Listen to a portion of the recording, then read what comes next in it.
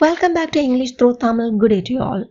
இன்றைக்கு எங்கட essential tips in Englishல speak, talk இரண்டுக்கும் இடையிலான ஒற்றுமை, வேற்றுமை, பயன்பாடு என்பன பற்றி பார்க்கலாம். பேசு அப்படின்னு ஆங்கிலத்தில் எப்படி சொல்வோம்? Speak, speak.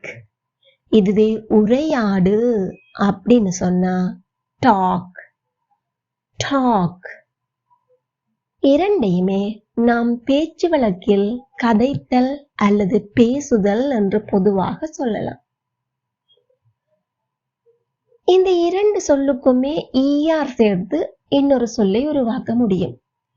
பேச்சாளர் ஒருவரை நாம ஸ்பீக்கர் அப்படின்னு சொல்லலாம். ஆனால் டாக்கர் அப்படின்னா பேசுபவர் என்னும் அர்த்தத்தை மட்டுமே கொடுக்கும். talk என்பது always எப்பவுமே two-way communication, அதாவது at least one listener will be there. கேட்பவர் ஒருவராவது அங்கிருப்பார். ஏன் இருவழி தொடர்பாடல். நிச்சயமாக நாம் மொழியை பயன்படுத்தி வாய்வழி உரையாடலை மேற்கொள்வோம். Verbal interaction will be there. Listeners, கேட்பவர்கள் மிகப்பெரிய கூட்டமாக இருக்க முடியாது. ஏனெனில் உரையாடலில் பேச்சு இடைத்தொடர்பு interaction இருக்க வேண்டும் அல்லவா? This refers to an active communication. இப்போ ஸ்பீக் என்றால் என்னவென்று பார்ப்போம். வீடியோவை ஸ்கிப் பண்ணாம பாருங்க. வீடியோ இந்த டாபிக்ல உங்களுக்கு பிடிச்சிருந்தா இப்பவே ஒரு தம்ஸ் அப் பண்ணுங்க. மற்றவங்களும் பயனடைய ஷேர் பண்ணுங்க. இதே மாதிரி மேலும் வீடியோக்களை பார்வையிட சேனலை சப்ஸ்கிரைப் பண்ணுங்க. Okay, let's continue our lesson. Speak என்பது பெரும்பாலும் ஒன் வே கம்யூனிகேஷன், ஒரு வழி தொடர்பாடல். இருந்தாலும் டூ வே கம்யூனிகேஷனுக்கும் பயன்படுத்த முடியும். இருவழி தொடர்பாடலுக்கும் பயன்படுத்துவோம். இந்த டூ வே கம்யூனிகேஷன் ஆனது அதிகம் பரிச்சயம் இல்லாதவர்களோடு பேசுதல், நம்மை விட பெரியவர்களோடு பேசுதல், மேலதிகாரிகளோடு பேசுதல், சுருங்கக்கூறின் a formal way of communication. நாம ஸ்பீக் என்னும் சொல்லின் மூலம் verbal, non-verbal, அதாவது வாய்மொழி மற்றும் உடல் அங்க அசைவு மூலம் ஏதாவது தகவல், நம்முடைய நோக்கு, கருத்து, உணர்வுகள் என்பவற்றை வெளிப்படுத்துதலையே குறிப்பிடுகின்றோம். Speak mostly refers passive communication, sometimes in a formal setting, active communication with hand-picked words.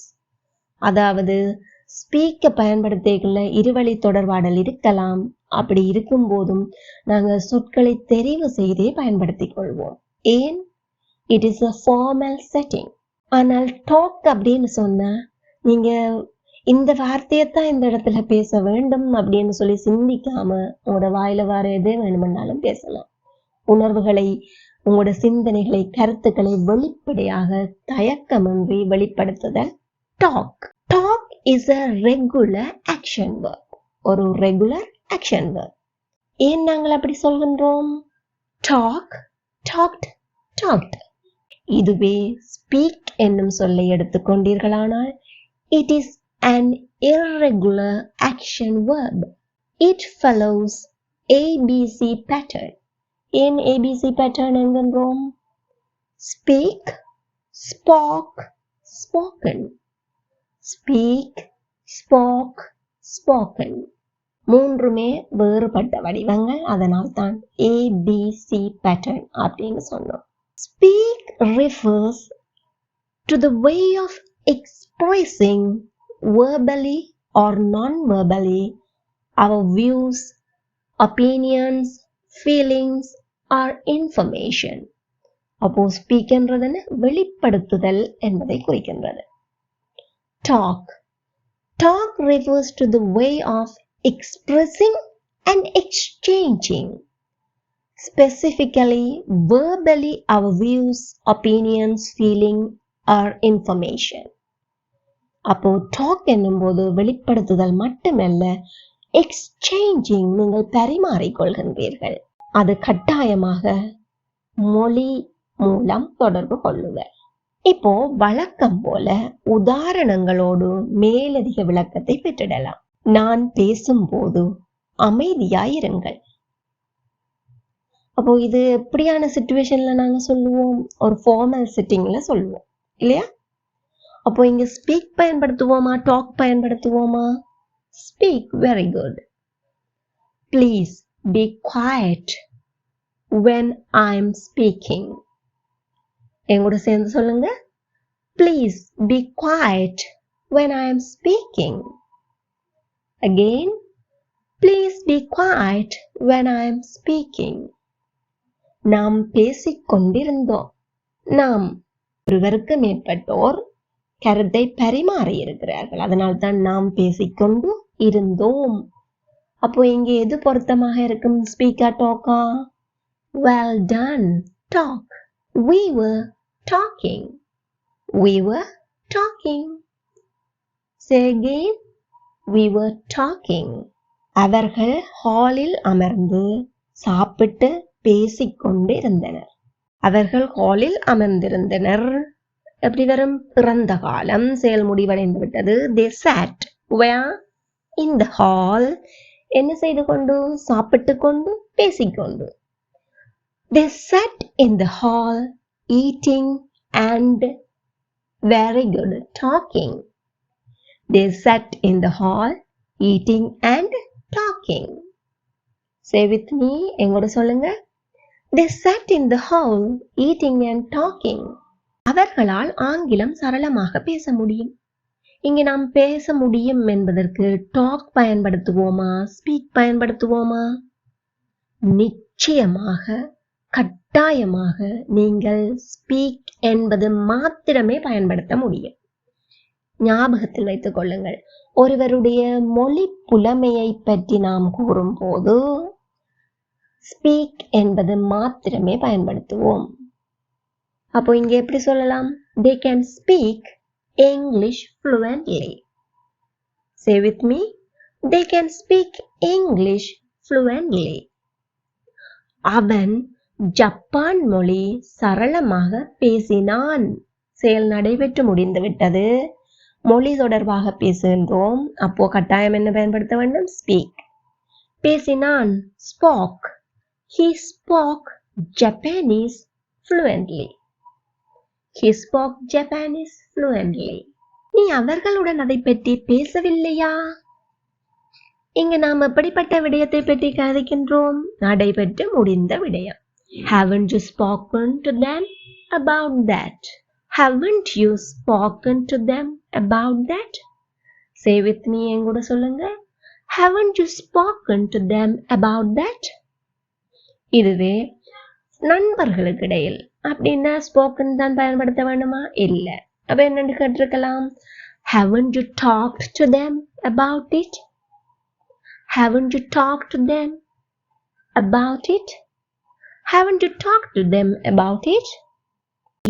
நான் உண்மையிலேயே உன் கூட பேசணும் அப்படின்னு சொல்றீங்க. இதை எப்படி சொல்லலாம்? இது ஒரு அஃபிஷியல் மேட்டரா இருக்க முடியுமா? அப்படின்னா நிச்சயமா அப்படின்னுலாம் சொல்ல மாட்டேன். அப்போ it is not a formal setting. So what we can use? Talk. Very good.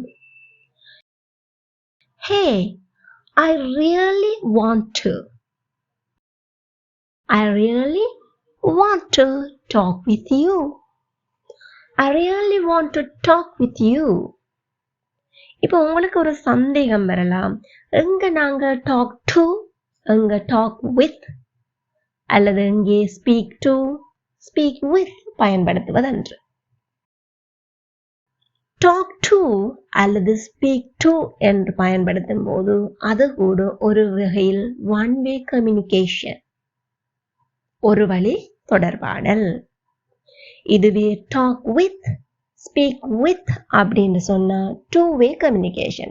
That's the difference. Meaning ஒரே மாதிரி தான் இருக்கும் அர்த்தம்.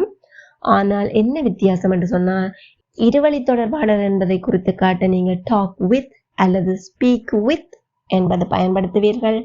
இதுவே ஒரு வழி தொடர்பாடலாக இருந்தால் டாக் டு அல்லது ஸ்பீக் டு அப்படின்னு பயன்படுத்துவீங்க. அவள் மேனேஜருடன் பேசிக்கொண்டிருக்கிறாள். மேனேஜரோட பேசுறாள். அப்ப is it a formal setting or informal? Very good, it is a formal setting. என்ன பயன்படுத்துவோம்? speak. பேசிக்கொண்டிருக்கிறாள்.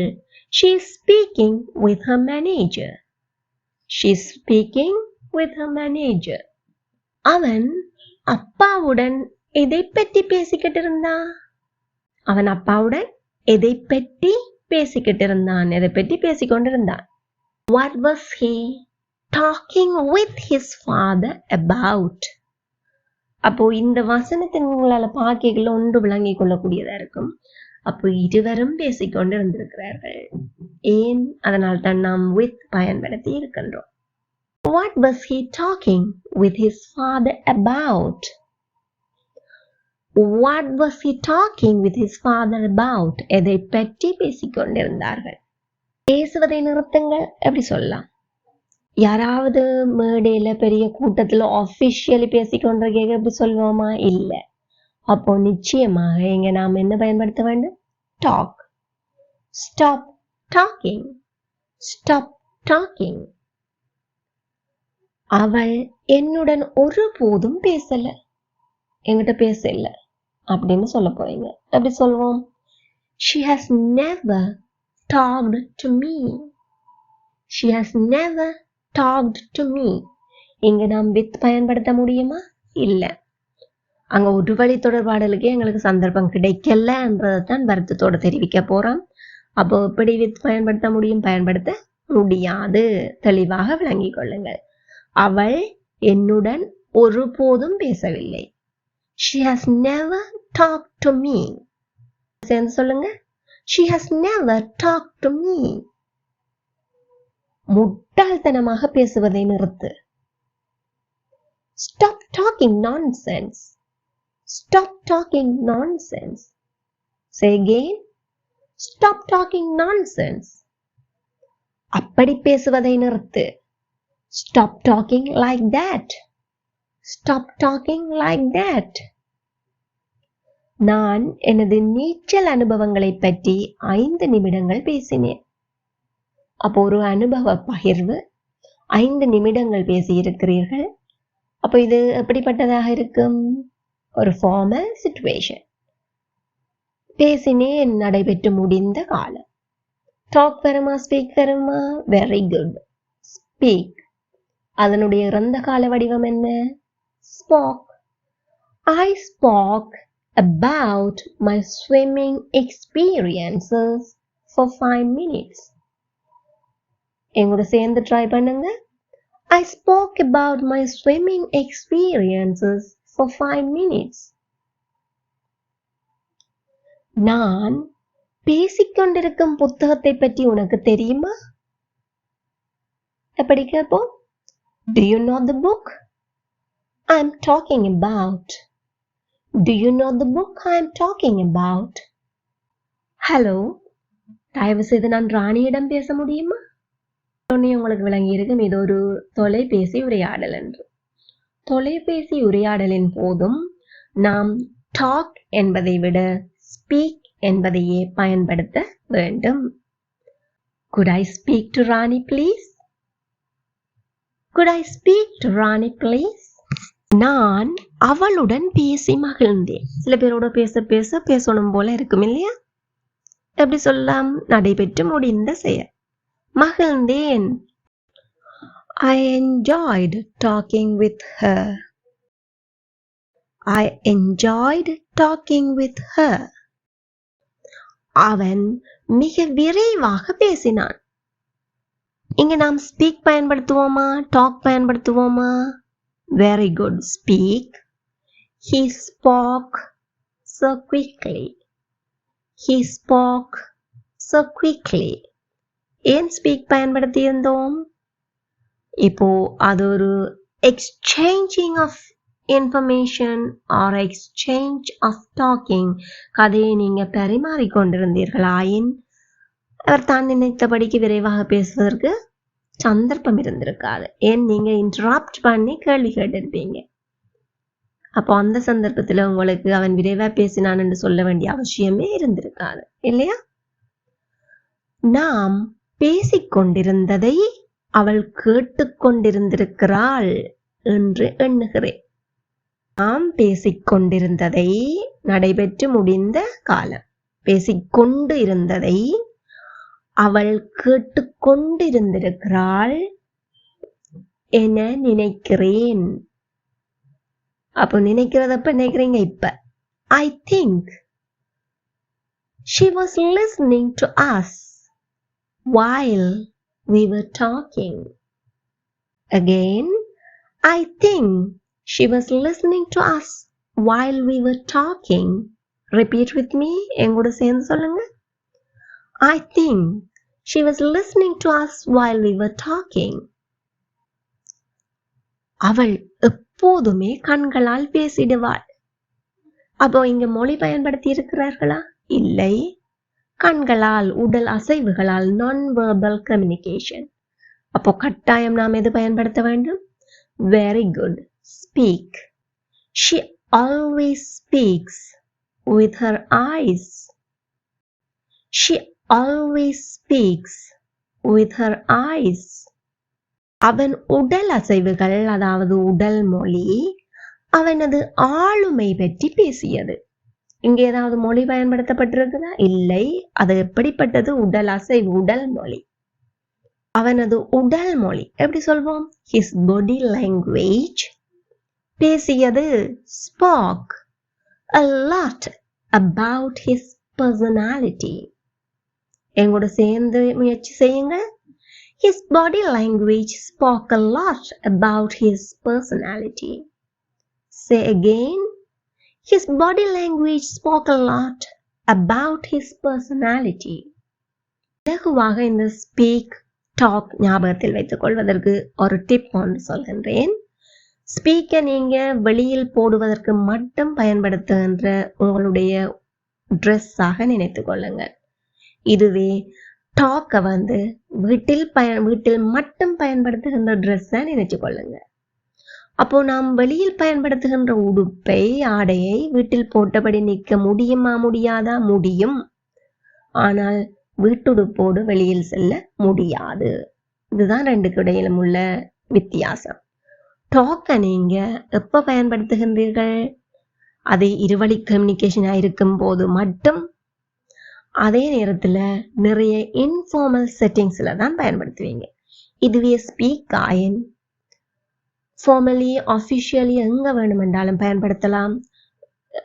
என்னது மொழி திறமைகள், மொழி புலமைகளை பற்றி வெளிப்படுத்துவதற்கு பயன்படுத்தலாம். டெலிஃபோன் கன்வர்சேஷன்ல பயன்படுத்தலாம். டூ-வே கம்யூனிகேஷனுக்கும் பயன்படுத்தலாம். அப்போ உங்களுக்கு சந்தேகம் வரும் இடங்களில் எல்லாம் என்ன பயன்படுத்தி கொள்ளலாம்? ஸ்பீக். நிச்சயமாக தெரிந்து உரையாடல் தான் அப்படின்ற சந்தர்ப்பத்துல டாக். இப்போ உங்களுக்கான நேரம். நீங்கள் எதை பற்றி பேசிக்கொண்டிருந்தீர்கள்? என்னுடன் பேசுவதை நிறுத்து. கீதா 3 மொழிகளில் பேசுகிறாள். விடைகளை கமெண்ட்ல சொல்லுங்க. Don't worry about mistakes. Video பிடிச்சிருந்தா please like, share and subscribe.